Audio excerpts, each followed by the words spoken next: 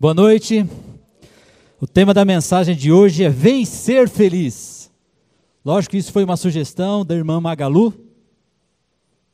Vai dizer que você não pensou no Magazine Luiza quando você viu esse tema. Vem Ser Feliz. Para nós, para mim, é uma grande alegria. Eu tenho certeza que o Paulo, pastor da igreja, também compartilha desse mesmo sentimento comigo. Uma das alegrias que a gente tem de estar numa posição como essa, de falar de Deus, de abrir uma Bíblia, pegar a Bíblia e falar, é que dentro dessa palavra aqui, tudo que está escrito aqui é para minha e para a tua felicidade. É para a felicidade do ser humano, é para a felicidade de todas as pessoas, sem exceção. Então tudo que consta, todas as letras, todos os versículos, é para minha alegria, é para a sua alegria, é para a sua felicidade, é para a minha felicidade. E quando a gente é portador de informações e de falar sobre a palavra de Cristo, e isso gera vida, gera saúde emocional, saúde física, saúde espiritual, isso traz alegria para o ser humano, é um grande privilégio. É um grande privilégio estar comunicando isso. E um dia Jesus... Ele estava vendo que ele tinha bastante seguidores já. Quando ele percebeu que tinha pessoas vindo de outras regiões, de outras cidades, indo até o lugar que ele estava, e as pessoas começaram a seguir a Jesus. Então, ele percebeu que o número de seguidores, muito diferente daquilo que a gente busca nas redes sociais no dia de hoje, mas pessoas que queriam andar com ele, ele pensou assim, eu preciso reunir essa turma e eu preciso falar com eles. Eu preciso ensinar coisas para eles importantíssimas, que vai mudar o rumo da vida deles. Então ele reuniu todo mundo, e tudo que ele conversou, está resumido, está escrito em Mateus no capítulo 5, 6 e 7, que nós conhecemos como o Sermão do Monte. Gente, pensa, a mente mais privilegiada que já pisou nessa terra, a pessoa com mais sabedoria, o dono da ciência, não é uma pessoa que manja da ciência, não é uma pessoa que tem alguns diplomas de ciência, não é uma pessoa que inventou ou que simplesmente descobriu algumas coisas, mas é o dono de toda a ciência, o dono de todo o poder, a mente mais brilhante que pisou nessa terra, reuniu o povo para ensinar coisas para que as pessoas fossem felizes e realizadas. Será que isso chama a sua atenção? Mateus capítulo 5, versículos 6 e 7, o Sermão do Monte. Eu sinto que muitas vezes nós cristãos, a gente não dá o devido valor a esse Sermão do Monte. Eu acredito que esses 3 capítulos, eles precisam ser lidos por todos nós, pelo menos uma vez por mês. Sabe aquela parte do livro da Bíblia que você tem que decorar, que você tem que ressaltar, que você tem que enfeitar e pintar? Se você não tem muita criatividade, você pode então ir lá no Instagram, Fé Ilustrada, e você vai ter muitas coisas no Fé Ilustrada, que vai ensinar como você realça, como você decora a sua Bíblia, deixa ela petequinho, e aquilo que é importante para você fica realçado. Você pode até comprar algumas coisas também que vai ajudar a enfeitar a sua Bíblia. Fé Ilustrada, no Instagram, você pode seguir. Então, o capítulo 5, 6 e 7 de Mateus, o Sermão do Monte, você deve pintar, realçar, e você deve ter um compromisso com você e com Deus, falar assim, pelo menos todo dia 1º, dia 2º do mês, você ler aqueles 3 capítulos, e não só ler, mas deixar ser lido por ele. Você ler com atenção os versículos, mas deixar que o Sermão do Monte leia também a sua vida. Porque nesse processo de leitura, de você honestamente ler aquilo, e entender que uma mente brilhante, que o dono de toda a ciência, que o príncipe da paz, ele falou, ele ensinou para o seu bem, para o meu bem. E quando você lê nessa perspectiva, e você deixa ser lido por ela, com honestidade, para você falar assim, isso aqui eu estou falhando, nisso aqui eu preciso melhorar. Deus, eu tenho um mês inteiro ainda pela frente, para eu crescer, para eu desenvolver, o que eu posso fazer, eu preciso melhorar nisso, eu preciso melhorar naquilo. E você tem um mês inteiro naquela batalha. Virou mês, dia 1, dia 2, de novo você vai lá e leia de novo capítulo 5, 6 de Mateus, Sermão do Monte, e de novo você tem esse exercício de você ler e deixar ser lido por esses capítulos. Se a gente fizer isso, isso for uma constância na nossa vida, com certeza absoluta, muitas questões da nossa vida vão ser resolvidas.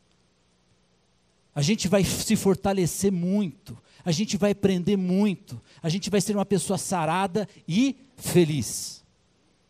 Se você esquecer tudo que eu falar daqui para frente, até o final desse culto, não tem problema nenhum. Se entrar por um ouvido e sair por outro, não tem problema nenhum, contanto que você saia com essa palavra. Que você só saia com isso daqui essa noite. Eu preciso ler o Sermão do Monte.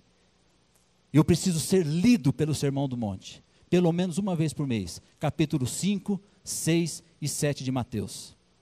Então eu resolvi fazer um spoiler do Sermão do Monte, contar um pouquinho sobre o Sermão do Monte. Então eu quero que você abra a sua Bíblia, no capítulo 5, a gente vai começar pelo versículo 3. Mateus 5, versículo 3.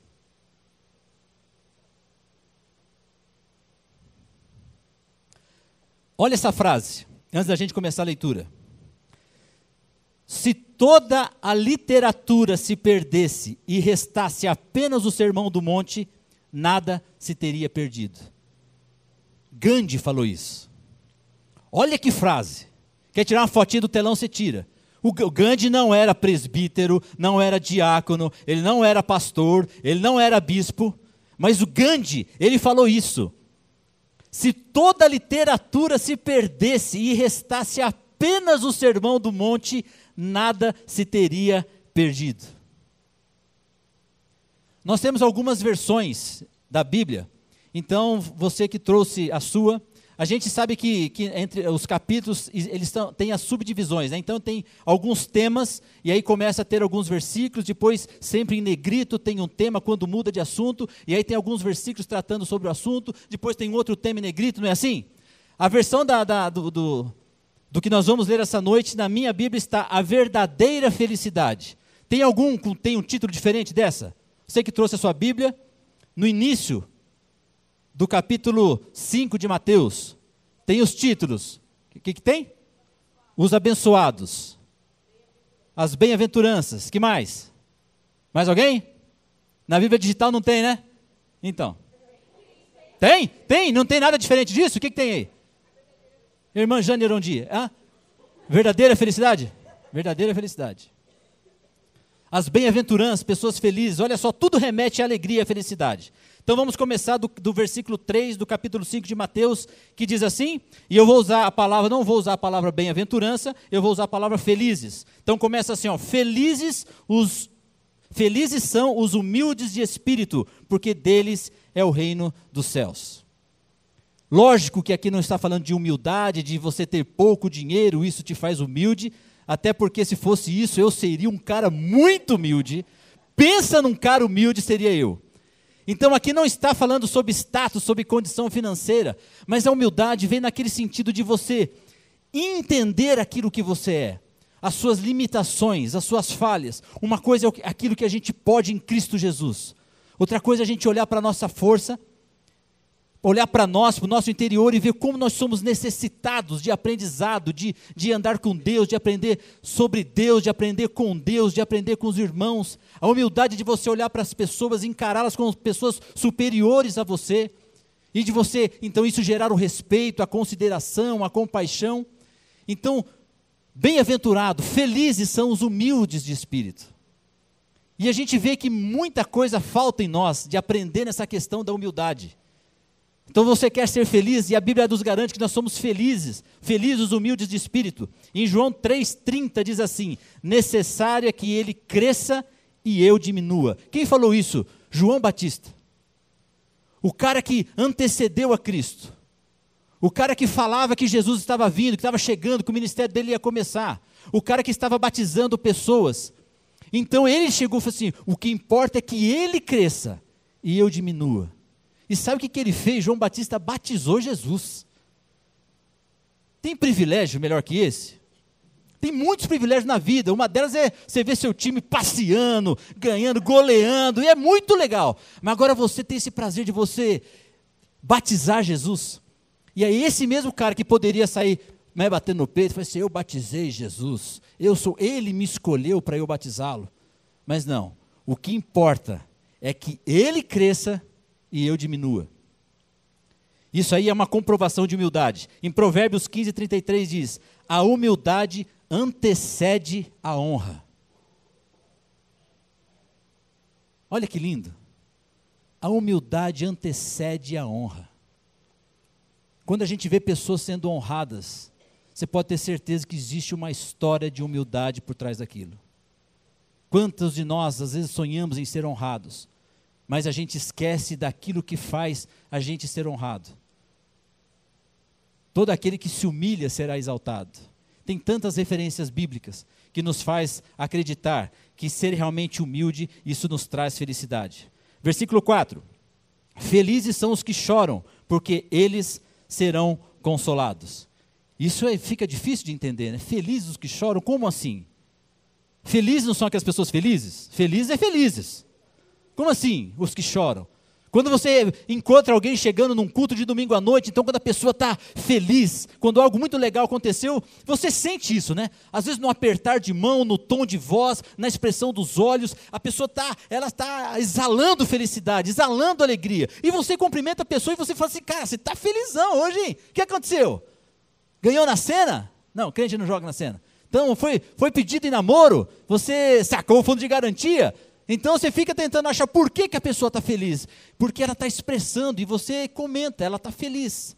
Mas esse texto não quer dizer que quem está feliz, quem está sorrindo, que está exalando felicidade, quem está dando glória a Deus para todo lado, não é o verdadeiro feliz da história. Não, a felicidade é assim mesmo. A gente que carrega Cristo, o Espírito Santo dentro de nós, a gente tem que estar exalando alegria mesmo. Mas o texto diz, feliz aqueles que choram. Eu entendo que o fato da gente chorar, derramar nossa lágrima, a gente está revelando a nossa humanidade. A gente se abre, a gente expõe os nossos sentimentos. Quando você chora, às vezes sozinho, você está naquele momento lá, deixando o teu sentimento aflorar. Isso traz cura. Às vezes você chora aos pés de Cristo, na oração, alguma coisa que está angustiando, que te machucou, que fizeram para você, enfim, qualquer coisa que abateu o teu coração, e quando a gente derrama isso em lágrimas, isso gera saúde, isso faz bem para nós.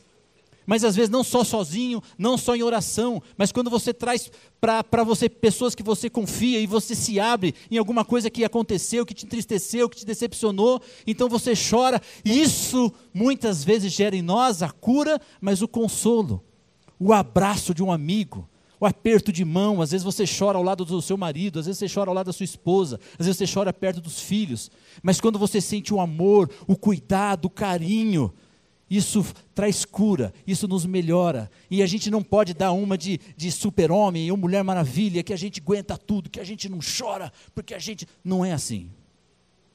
Bem-aventurados que choram, que reconhecem a sua fraqueza, que reconhecem a sua limitação, e fala assim, está doendo. Deus, está doendo. Eu não esperava isso. Chegar para um amigo, chegar no GA, foi avisado aqui a importância de você ter pessoas próximas. Bem-aventurado os que choram. Mas a gente também precisa entender que a gente não pode chorar por qualquer coisa. A gente tem que chorar certo também. Porque, por exemplo, às vezes o marido, ele trai a esposa. Aí a esposa descobre. Aí ele vai lá com um buquezinho de flores e vai lá e entrega para a esposa. Chorando, né? O que é esse choro? É um choro de arrependimento pelo que fez? Ou é um choro porque o casamento dele está indo indo embora e ele vai ter que pagar pensão para um monte de filho? Então qual é o motivo do choro? A gente tem que também saber chorar. Não é qualquer choro. Como diz, né, as lágrimas de crocodilos, nem sei por que existe isso. Mas qual é a intenção, a realidade do choro? Eu lembro uma vez que eu repeti a 7ª série. Repeti a 7ª série. Eu morei 2 anos em Campinas. E nessa época eu estava em Campinas. Aí eu fui para casa, então eu ia a pé, né? Então aí, beleza, eu chegando em casa, no caminho, né? Falei, caramba, como é que eu vou dar essa notícia? Eu repeti de ano, meu. Caramba, eu repeti de ano, caramba. Tem que fazer a 7ª série de novo. Aí aquela angústia, estou lascado que chegar em casa. Aí eu, lógico, né? Tive uma brilhante ideia. Lá, aí na sala de casa assim tinha um vaso assim com uma planta, né? Uma planta bem vistosa, grande assim, com umas folhinhas, umas misérias, umas folhinhas pequenininhas, assim, uma verdinha e grossa, mas pensa num negócio cheio de folhinha. Aí, só que aquilo, como era muita folha, ele juntava as poeiras, né? Ficava tudo meio empoeirado. Aí eu peguei uma flanela, dei uma umedecida na flanela e comecei a limpar folhinha por folhinha. E chorando. Limpando, deixando tudo verdinho assim, né? E as lágrimas rolando assim, né? Aí minha mãe chegou, né? O que você aprontou, moleque? Limpando folhinha e chorando, o que aconteceu? Repeti de ano, mãe. O que era por trás dessas lágrimas? Era o arrependimento de não ter levado o estudo a sério? Ou era o medo da cintada que vinha? Porque vocês sabem que eu sou filho de pastor, então lá o negócio era, né, levado a sério. Então antes de eu apanhar, todas as vezes que eu apanhava de cinto, eu tinha que orar, e ajoelhado na cama, e orar para Deus agradecendo, porque eu tenho um pai e uma mãe que me corrigia, porque a palavra de Deus estava sendo cumprida, e eu tinha que orar chorando, mas orava, agradecendo Deus, obrigado porque eu tenho um pai e uma mãe que me ama, que me corrige, que quer o meu bem, e chorando, e muitas vezes peladão lá, e orando, meu pai, se tivesse hoje, ele ia confirmar, chamar ele aqui na frente para confirmar, fazia isso. Só que ele não fazia também, eu dar glória a Deus em cada sentada, né? Eu orava, ia para o banheiro, aí me batia. Eu agradecia por cada sentada, até hoje eu agradeço por toda sentada que eu levei. As lágrimas que me motivaram, quais foram? As lágrimas que escorrem no teu rosto, qual que é? São lágrimas legítimas? Felizes são aqueles que choram. Onde nós estamos? Versículo 5. Felizes são os mansos, porque eles herdarão a terra. Se alguém quiser sair do recinto. Felizes são os mansos, porque eles herdarão a terra. O que significa manso? Gênio amável, sossegado, dócil, tranquilo, calmo.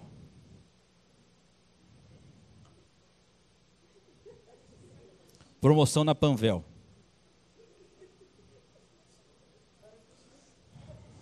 É maracujina, gente, vocês não viram? Isso aqui pode levar você para o céu. Ó. Felizes os mansos, porque herdarão a terra. O que significa o manso? É um gênio amável, sossegado, dócil, tranquilo e calmo. A gente tem que se proteger.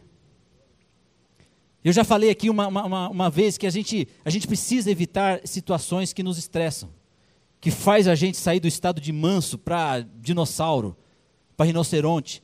Então eu tenho muito problema com fila, não gosto de fila, pegar fila, principalmente para comer.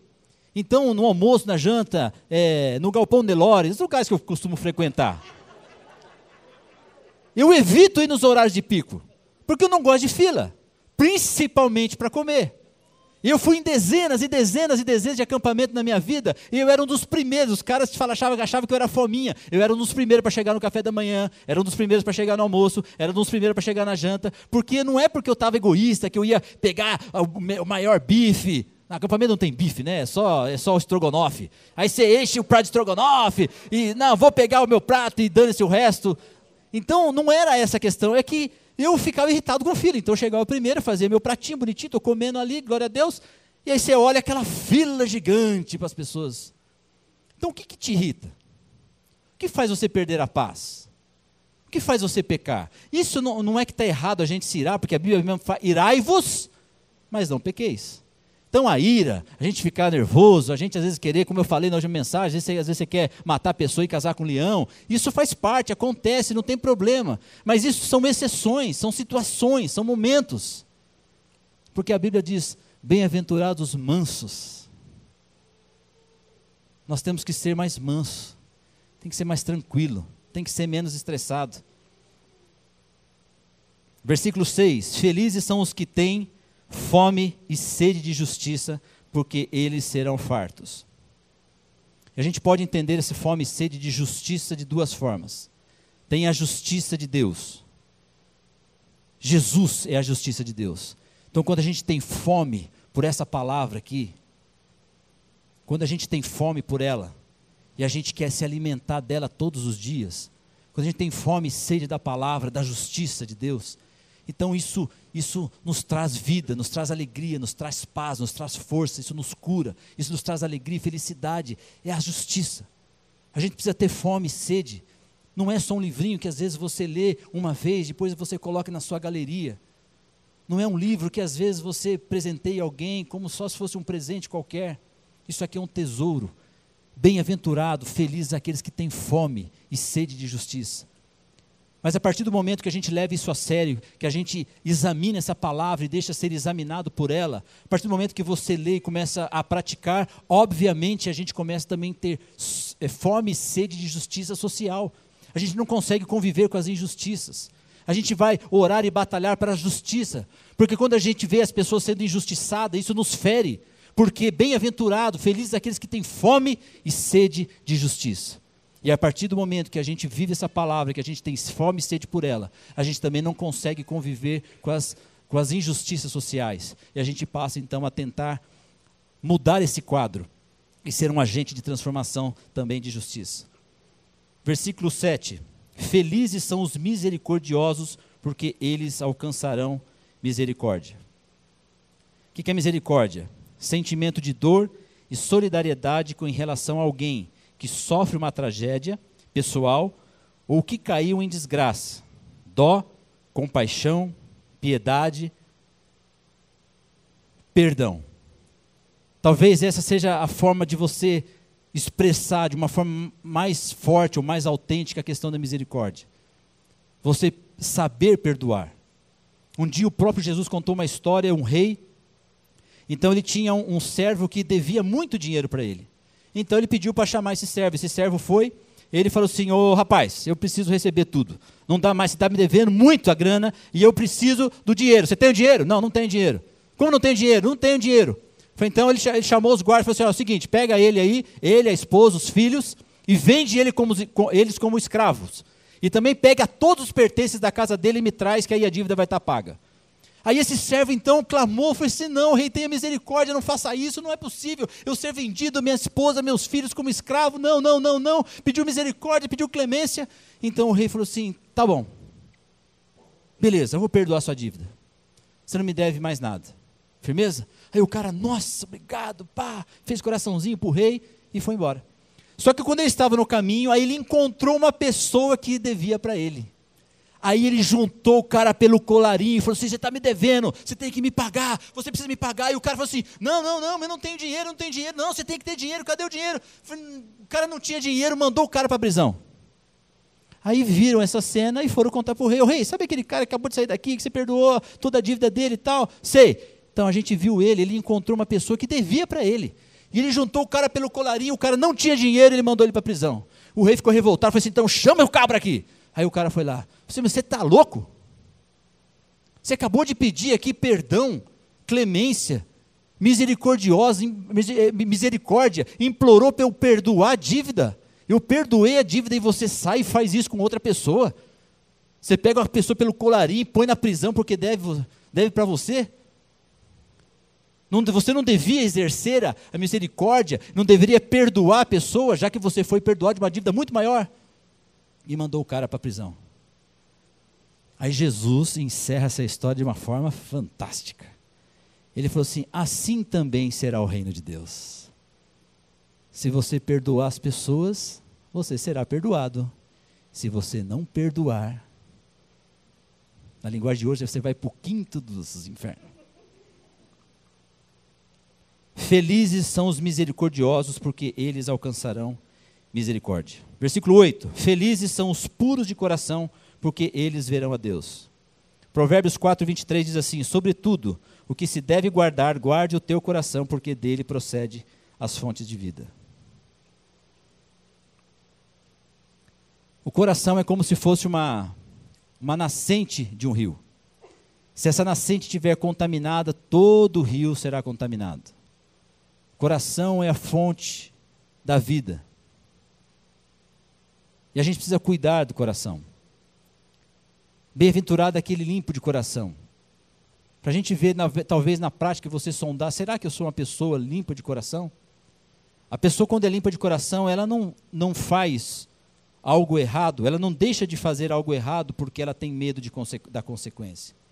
Ela simplesmente não faz o errado, simplesmente porque é errado. Um exemplo, que talvez faça parte da maioria das pessoas. Trânsito. Você tem que fazer um retorno. O retorno correto está lá na frente. Aí você tem um retorninho ali que você não pode fazer. Mas aí você olha lá, não está vindo carro nenhum, olha para o retrovisor, não tem vendo nada, não tem os guardinhas, não tem pardal. O que você faz? Você faz a conversão. Por que você fez? Porque você mediu as consequências, não teria consequência ali, né? Não tem ninguém vendo, não tem câmera, não tem policial, eu vou fazer. O limpo de coração é aquele que fala assim, não interessa se tem alguém vendo, se não está vendo, se tem multa, se não tem multa. Se tem pessoa, isso não importa.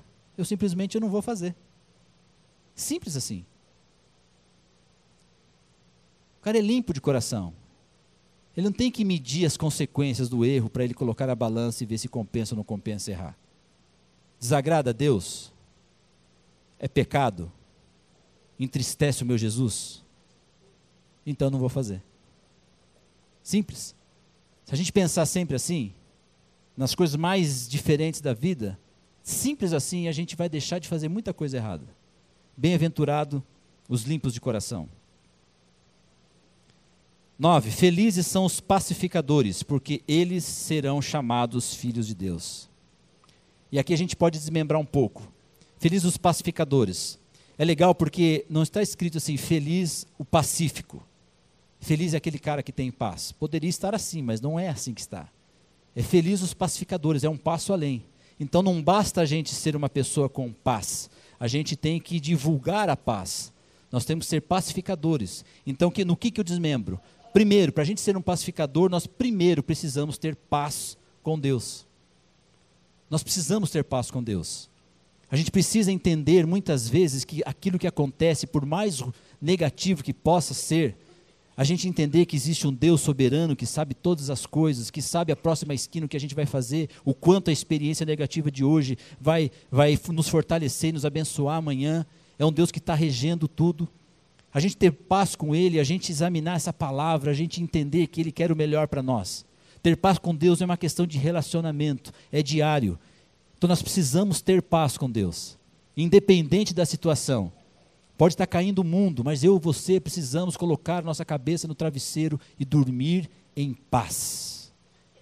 E só consegue viver assim quem tem paz com Deus. Quem vive nessa dimensão com Deus. Mas a gente então não deve só ter paz, nós temos que ser pacificadores. Então se nós temos que ter paz com Deus, nós temos que fazer e ajudar as pessoas a terem paz com Deus. Provavelmente você já recebeu um telefonema, alguém já chegou para você revoltado com Deus, às vezes xingando, brigando, desacreditando muitas vezes de Deus, porque algo aconteceu, uma perda, uma doença, perdeu um bem, ou perdeu um emprego, perdeu a esposa, o filho morreu, ou está doente, então as pessoas se revoltam com Deus. E aí entra, bem-aventurado, feliz o pacificador, é aquele que fala assim, opa, esse cara não está em paz com Deus, eu preciso ser um agente de paz aqui. Eu preciso ajudar essa pessoa a entender que não é assim, não é sendo revoltado com Deus, não é xingando, não é virando as costas para Deus, não é deixando de ir para a igreja, não é fazendo nada disso.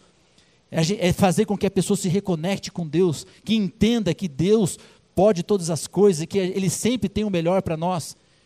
Que o choro pode durar uma noite inteira, mas a alegria vem com waffles no café da manhã. A gente tem que fazer as pessoas, ser um pacificador, fazer as pessoas terem paz com Deus.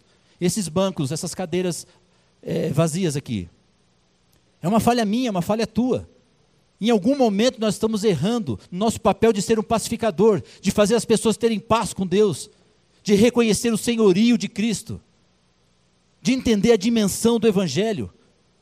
Isso aqui é inaceitável, nós estamos falhando com o nosso papel de ser pacificadores. Mas uma outra forma também que a gente pode entender esse versículo é a gente ter paz com as outras pessoas. É a gente ter paz com as outras pessoas. Tem um versículo que diz, segui a paz com todos e a santificação, sem a qual ninguém verá o Senhor. Precisamos ter paz com as pessoas. Mas além de ter paz com elas, nós precisamos ser pacificadores. Quando a gente vê alguma pessoa com problema com outro, é legal as pessoas quando elas se entendem, mas quando precisa de intervenção de alguma pessoa, por que não? A gente não ser um agente disso. Porque não a gente conseguir reconectar, reaproximar pessoas e laços e amizades que se desfazem por problemas da vida. Precisamos fazer as pessoas se reconectarem. Agora, tem um versículo aqui, eu até comentei com a minha esposa vindo para cá, é um versículo que eu não lembro de ter em algum momento lido, ou sabe aquilo às vezes que a gente lê, o olho passa batido, a gente não presta atenção, mas às vezes a gente lê, cara, aquilo salta aos olhos. E é um versículo muito forte, muito forte. Ele está em Provérbios, no capítulo 6, no versículo 16 a 19. Preste atenção no que está escrito. 6 coisas o Senhor aborrece, e a 7ª ele abomina. 6 aborrece a ele, a 7ª ele abomina. O que aborrece? Primeiro, olhos altivos. Segundo, língua mentirosa. Terceiro, mãos que derramam sangue inocente. Quarto, coração que trama projetos injustos. Quinto, pés que se apressam a correr para o mal. Sexto, testemunha falsa que professa mentiras, que são os fake news da vida. Esses 6 aborrece a Deus. O que abomina? 7, o que semeia contenda entre os irmãos. Na escala aqui, e está escrito aqui, o que aborrece é a gente derramar com nossas próprias mãos sangue inocente. E aí aumenta o patamar, ele coloca acima, como se fosse algo mais grave, a gente semear contenda entre irmãos.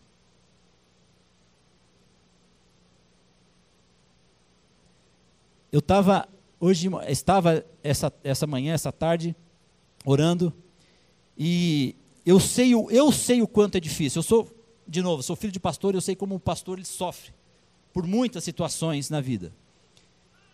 Mas o fato de você estar todo final de semana ministrando a palavra, e não é o meu caso, eu sou de vez em quando, mas quando eu faço, o quanto a gente tem que abrir mão daquilo que do nosso descanso, da nossa família, você fica praticamente o final de semana inteira focado na palavra, estudando a palavra e orando e tal. Então, existe um sacrifício, por isso que a gente tem que honrar nosso pastor, por isso que as igrejas têm que honrar os pastores, porque a vida do pastor, de estar todo final de semana nesse púlpito, ele abre mão de tanta coisa, mas de tanta coisa. Aí na segunda-feira, que é a folga dele, a família já está na sua rotina, já tem gente trabalhando, já tem gente estudando. Então a gente se priva da comunhão, do contato, do relacionamento com esposa, com filhos, e às vezes um churrasquinho, ou ir jogar um futebol, enfim, tantas coisas a gente abre mão para estar aqui pregando. E às vezes, aí eu comentei no carro, assim, eu vi o meu pai, né, o tanto que entregou a sua vida pelo ministério. Eu falei assim, mas só agora eu estou sentindo o que era também estar todos os domingos pregando numa igreja. Só que aí na segunda-feira, na terça-feira, quando o telefone toca e algum membro da igreja chama o pastor para de repente uma janta, alguma coisa assim, é muito legal, mas na maioria, gente, é verdade que eu vou falar, na maioria das vezes, quando um pastor é chamado para tomar um café, para almoçar, para jantar, é muito difícil ser simplesmente um almoço, para bater papo, para conversar, para dar risada. Não, sempre tem um trequinho ali, sempre tem sabe o Kinder Ovo? Quanta gente que chama pastor para dentro da sua própria casa para criticar as pessoas, e a palavra de Deus diz que ele abomina, mais do que o derramar de sangue inocente as pessoas que fazem contenda entre os irmãos. Isso não é a facada no bucho? Felizes são os pacificadores, os puros de coração, os misericordiosos, que têm fome e sede de justiça, os mansos, os que choram, os humildes. E para a gente finalizar, por causa do tempo, eu vou juntar o versículo 10 e 11, que diz assim: felizes são os que sofrem perseguição por causa da justiça, porque deles é o reino dos céus. Felizes sois vós, quando vos injuriarem, perseguirem e mentindo, falarem mal contra vós por minha causa. o comprometimento com o reino, o comprometimento da cultura do reino, que é totalmente o contrário à cultura social, à cultura que nós estamos vivendo, fatalmente nos trará perseguições. Isso já é uma realidade em muitos países do mundo, mas a gente está chegando perto disso, não está? Aquilo que a gente só via nos noticiários de lugares distantes, de países, mas o nosso comprometimento com o reino, o nosso comprometimento com a cultura do reino, o nosso comprometimento com os princípios dessa palavra vai nos trazer perseguição. E a Bíblia nos diz, aquela mente brilhante, o próprio Jesus falou assim: bem-aventurados aqueles que são perseguidos por causa da minha palavra, por causa do meu reino. Então eu e você, a gente tem que se apropriar dessa palavra e não temer. Se é pecado, se é contra os princípios, nós temos que defender essa palavra. Se a gente vai ser perseguido, tudo bem, porque existe algo muito maior nos esperando. Além da felicidade aqui na terra que Ele nos promete, mas tem algo muito maior nos esperando, além do sofrimento, além da perseguição.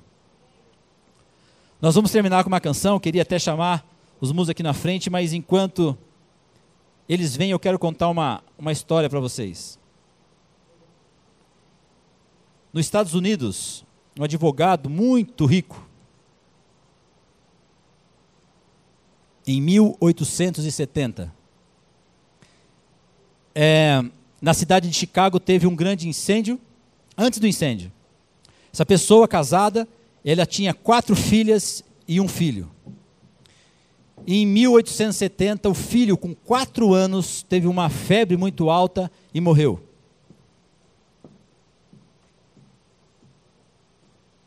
Isso foi a primeira tragédia para aquela família.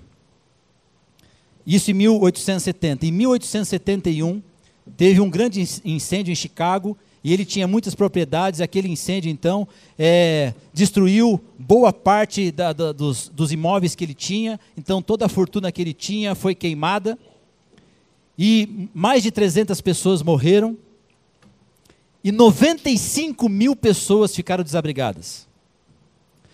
E essa pessoa, juntamente com a sua esposa, começaram a trabalhar por 2 anos, para ajudar essas pessoas, esses desabrigados, a reconstruírem a sua vida. Em 1873, eles decidiram fazer uma viagem. Queriam ir para a Europa. Então, eles iam de navio, ele, a esposa e agora as 4 filhas. Então, eles foram pegar o navio, mas um compromisso inesperado impediu com que ele viajasse. Então, ele só mandou as filhas e a esposa. E elas, então, pegaram o navio e foram atravessar o Atlântico. E no dia 22 de novembro de 1873, na madrugada desse dia, esse navio colidiu com outro navio e afundou. E as 4 filhas deste homem morreu. A mulher se salvou, e quando ela chegou no lugar seguro, ela mandou um telegrama. Se você tem menos que 20 anos, talvez você não saiba o que é isso, mas mandou um telegrama para o marido dizendo que, contando da tragédia, foi assim: eu estou bem, porém estou só. Então aquele homem sentindo muita tristeza, aquele desespero de perder, já tinha perdido um filho, agora perder as 4 filhas de uma vez só. Então ele pegou o navio e foi ao encontro da sua esposa. E aí quando o navio estava indo, alguém chegou para ele e avisou, foi mais ou menos aqui que a tragédia aconteceu. Foi mais ou menos nessa região que as suas filhas morreram e que o navio naufragou. E aí ele começou a compor uma música, começou a compor um hino, e foi o único hino que ele compôs. É o hino que a gente vai cantar agora. Pode ficar em pé? Vamos cantar juntos?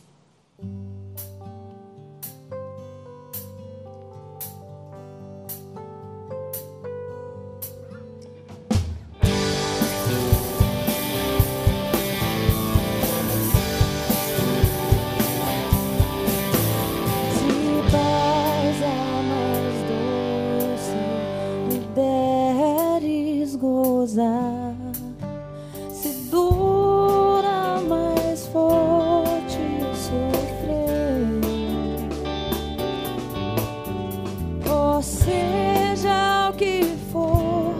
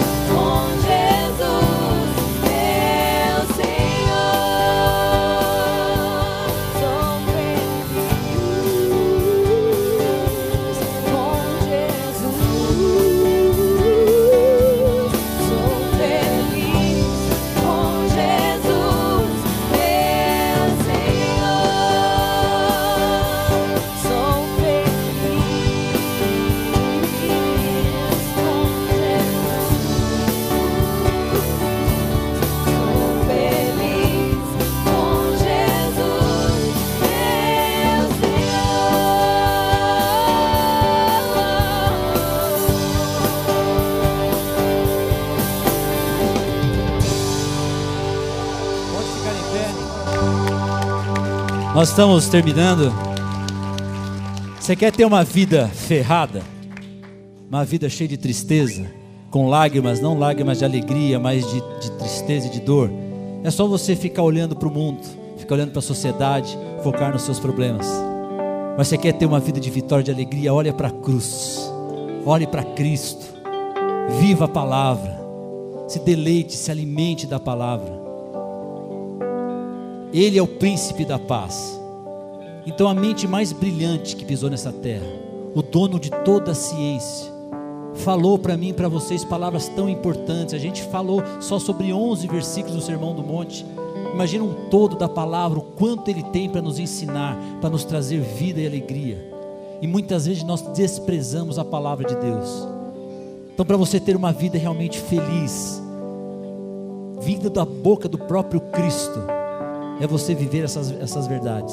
Em Jó diz que, é um versículo muito engraçado até, em Jó está escrito que diante dele até a tristeza salta de alegria. Imagina você do lado de Deus e a tristeza pulando todo o serelepe. Você fala assim: ô tristeza, se recomponha, menina. Fala: não dá, mas perde esse homem, até eu não consigo ficar triste. Conviver com ele, andar com ele, conviver para ele e andar para ele é a fonte da alegria, da felicidade. Que Deus te abençoe muito e leve a sério. Chegue amanhã, talvez hoje ou amanhã, leia o capítulo 5, 6 e 7 de Mateus.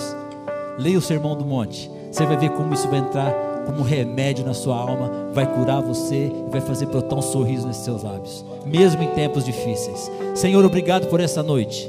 Que o Senhor realmente possa vivificar o nosso espírito, aquilo que está muitas vezes se apagando por causa dos problemas, mas que a gente possa ter uma overdose da Tua palavra, que a alegria possa ser transbordante da nossa vida, ao ponto da gente testemunhar da paz e da alegria que excede todo o entendimento, e que pessoas possam ser atraídas para este local, pela nossa alegria e felicidade de viver, mesmo em momentos de crise, Senhor. Que a gente possa aprender a olhar para a cruz em qualquer situação, e fazer com que a gente seja o testemunho fiel e vivo da Tua palavra. Nos dê uma semana de vitória, para honra e glória do Teu nome. Amém. Deus te abençoe, uma excelente semana em nome de Jesus. Amém.